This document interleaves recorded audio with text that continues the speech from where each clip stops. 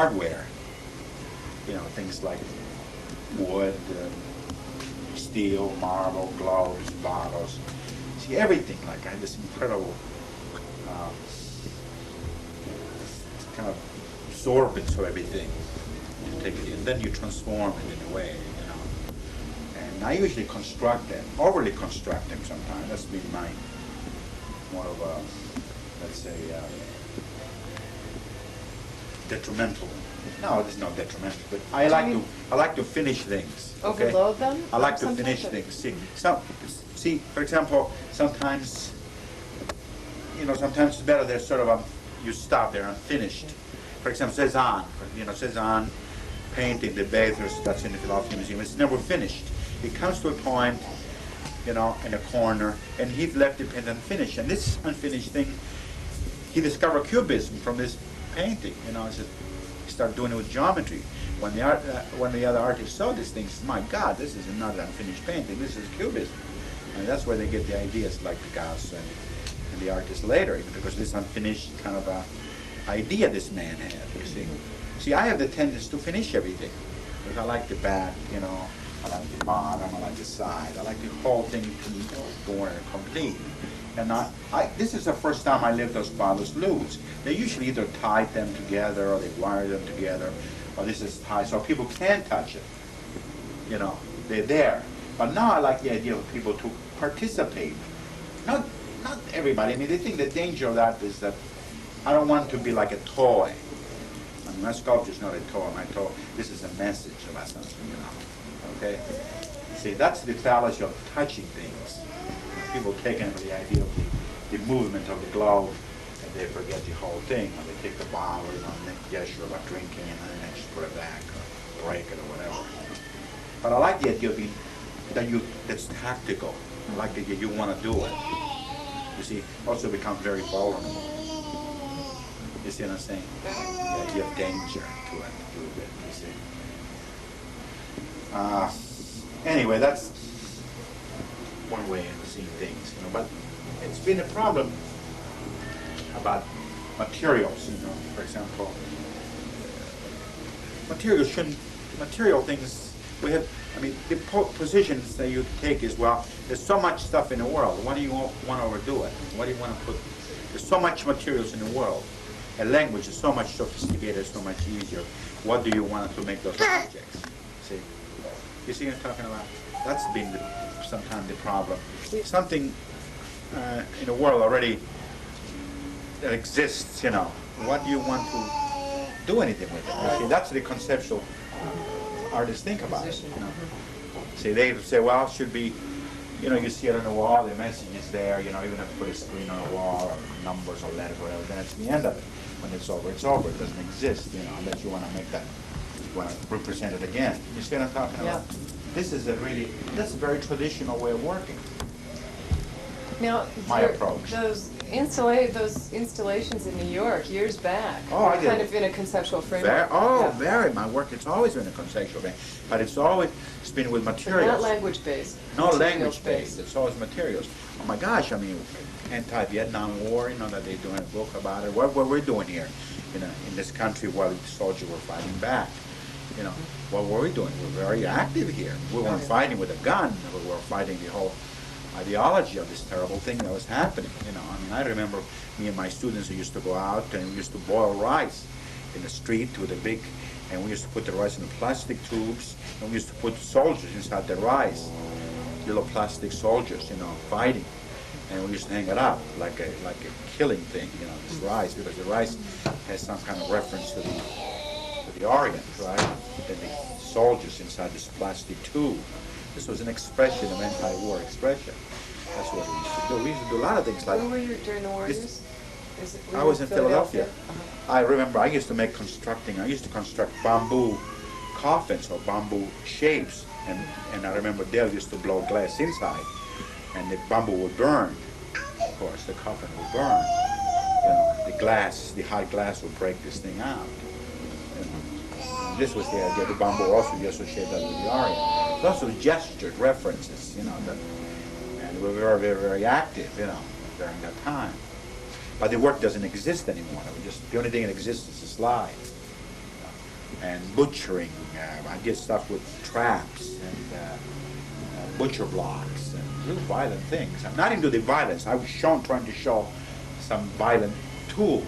I dealt with tools, the tools of violence, like bear traps, animal traps. And they were frozen with glass, frozen liquids, so they couldn't be used again.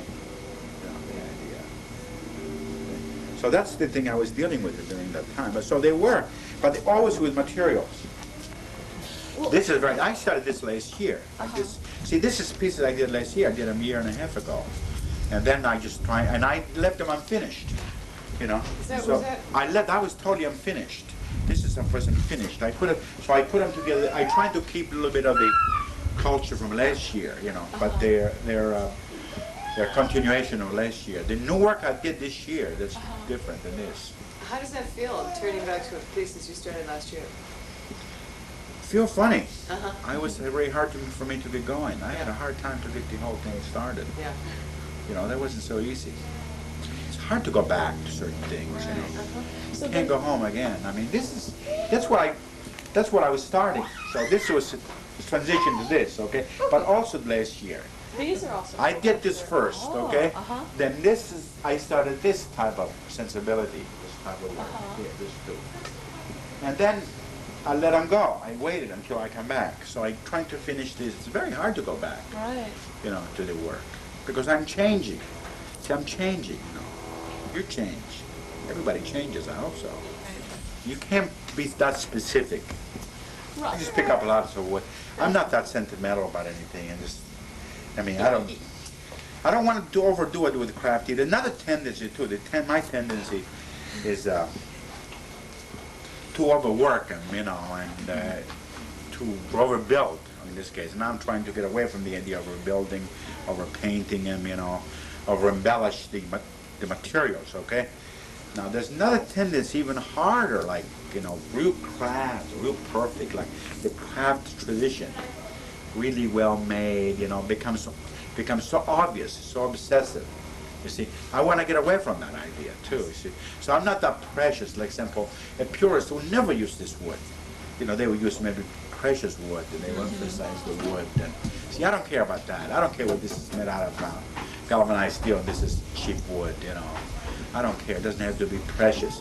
So I don't try to make those distinctions between the materials and the wood and all that kind of stuff. I just whatever comes to me and I think about it, and then I intellectualize when it's in my hand.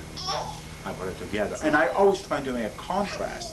I try to make things that doesn't relate. Like, why is this meat right on top of the house? Well, to me, it almost looks like that. It's like Chimney? maybe a butcher house or something, and there's the meat grinder, and this is more organic, and if you're planting potatoes, and like a vegetarian meat eater kind of. It's a good point. I never thought of that. That's very. That's good. I like that. I mean, it's a good reading. I love those stupid things. I hear always. Gives me the chill. Like I want to. Oh no! I was wondering about the verticality of the sculptures and that impulse. I always use the idea of the monument instead of looking down to the floor.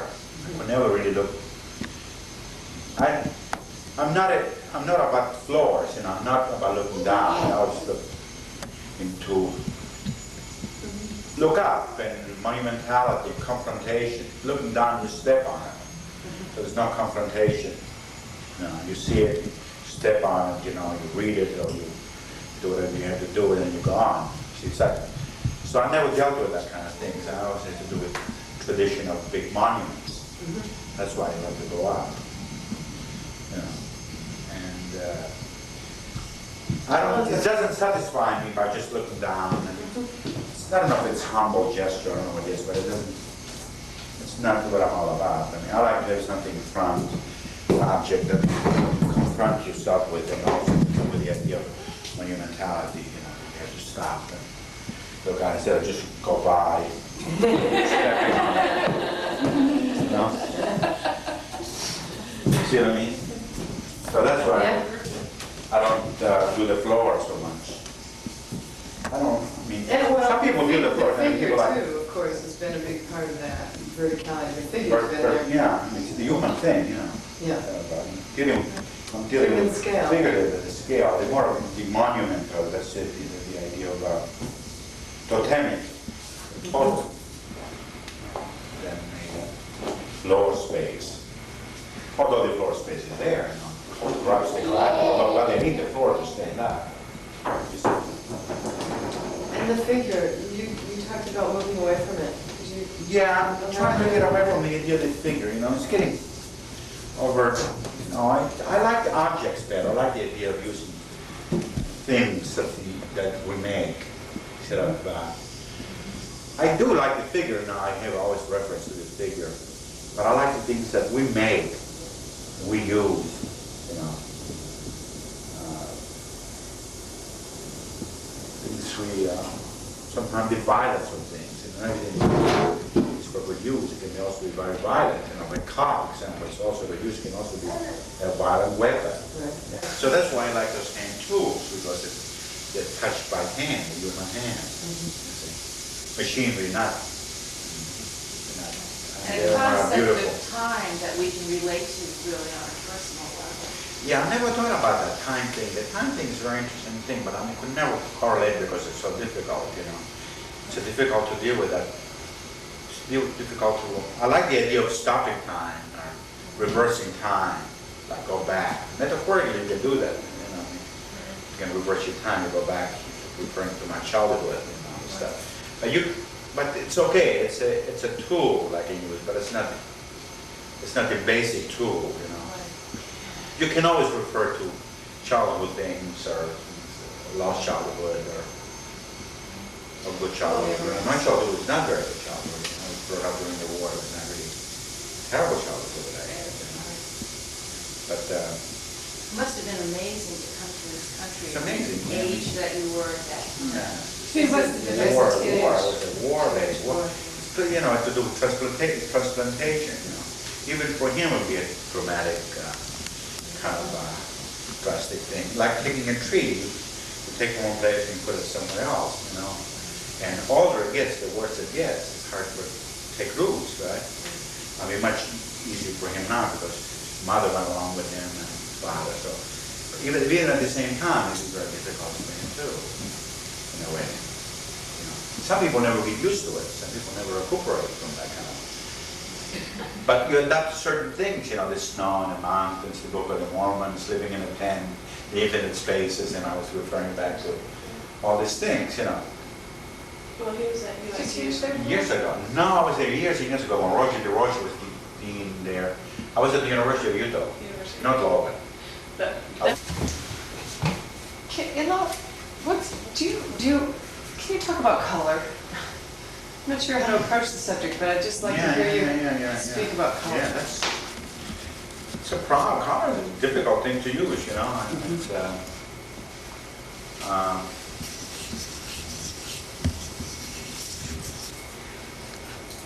I use colors right from the tube. I don't mix them very much. You know, each different country is a different color. Now, if you go to Mexico to buy flesh, it's sort of brownish, you know, it's a different flesh than you buy in England. I can show it to you. So different companies make different colors. Different country makes different colors.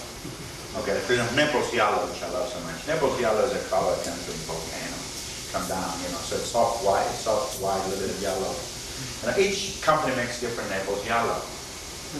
Okay, now, if you buy colors in Holland, they have a lot of earth colors. Beautiful earth burned umber, and you have soft burned umber. You have about 10, 15 colors of earth colors, you know. In Italy, for example, it's always blue. They love blue. You know, beautiful blues. So it's good with the blues. Oh, they're good with the sky. I love the sky and the blues. Blues are hard to get, you know. So each place is a different thing. So, I buy them, and I think about colors a lot, you know, but it's sort of, I don't mix them very much. I'm limited. The only thing I do with it is I layer them one on top of the other. See? And also, the problem when they meet. So that's the trick about color. See, anything is good. Anything is good. Any color, but how they go next to each other. And it's always. That's a quality about color that you exploit in your paintings. See, I always have a black line in it because I don't know how they meet. For example, Beckman has a line too, but Yeah. they go on top of the other. Matisse is the best. You look at Matisse, what happened when Matisse is color, he knew how to do it. See, I don't know how to do it very well. I have a way of doing it, but this, see, there's always this line in mine. See, sometimes here, not so much. I try to eliminate the line. Now here's the book that I made, that I work with. See, this book notes, you know. And here's the book I'm doing. This is, see, she said, you can use one color. So just make the black and white drawing, okay? And then put a transparency like that so they can photograph it better. Great. One page. I made lots for her. 2 page. Nice. Hello? See? This is going to be gorgeous. Oh, this is going to be gorgeous. And then you're going to have that thing you flip it over. Spiral, 2 spiral. You flip them over for like that. binding. Oh, like that. Yeah. Great. Oh, that'd be real nice. And kind of a How stick. you like this one? Whoa. Something come out of his ass. Yeah. We can handle it. That's all right. Don't worry. Oof. See? Tree. See? The fish again. Tornado. The fish. Coffee. See, here's the thing again. The poplar. See, somewhat similar to the print. The eggplant. Yeah, lots of those images. See? Jug. Yeah, here. Poplars. This is a beautiful one. See, here's the Scales? road. Kind of like this again. scales? Yeah, kind of thing. Yeah. Like Peter Rock thing. Yeah. Rotas opera. Is that your title? No, Or just no, the some title words? is here. I'll show you the title. We have the title. Corn, another tree. The title is here. St. John of the Cross. It's called Restoring, Repairing. That's the name of the book, the title. Should we use that for the whole show? Yeah, for the whole show. That's the Excellent. name of the show, Restoring, Repairing. It's Monsters and Poetic Transformation. There's a beautiful thing here about me, which I'll give you a copy. This is written about me here, Great. you know? Terrific. See, about languages and, see, you have the, now what does it say? I want to read this to you because it's interesting. It talks about, see, you have development stages of language. You have the divine, you have the heroic, and you have the human. Okay, now, then the development of language is called the divine stage was that of mute ceremonies and rituals. Okay, the heroic stage was that of sign, of gesture and signs, and the last, the human stages was that which marked the emergence of the verbal language. You know, so this is a very nice thing. I want you to read it. You know, and then it is some of this thing that Giambattista wrote. Those are my illustrations. Great. See, somewhat similar to your book. See, it's the monsters. You know. So with the text. See, with a He's text. a writer and a poet? Yeah, well, Giambattista, he lived in the 17th century. So my friend Pasquale get the translation, and I did the illustration. So he read them to me, and I did the drawing. You know, so here's one. See, and this is interesting guy because Vico believed in cycles. He believed in circular form and that things will reoccur in history again. If these things happen now, it reoccurs again, or can reoccur again. He was anti-structuralist, and he's a very, very interesting philosopher. He was a Neapolitan philosopher, 17th century. And this guy influenced all people like Hegel and Marx. Well, that's what I was thinking about. Yes, he's So very this much is the so. real source. He's the real source. Okay. He also influenced James Joyce. Right, No, right. big thing on right. Joyce, this guy. He's the real source of all. He's the Oh, father of it fantastic. all. So he read this stuff to me, you know, and then I get the illustrations. You know. Now this I'm all nice, on these books. this nice book. So this is courtesy, and recurrence means occurrence and reoccurrence. So things that happens again. See, Right. occurrence and reoccurrence. You call it.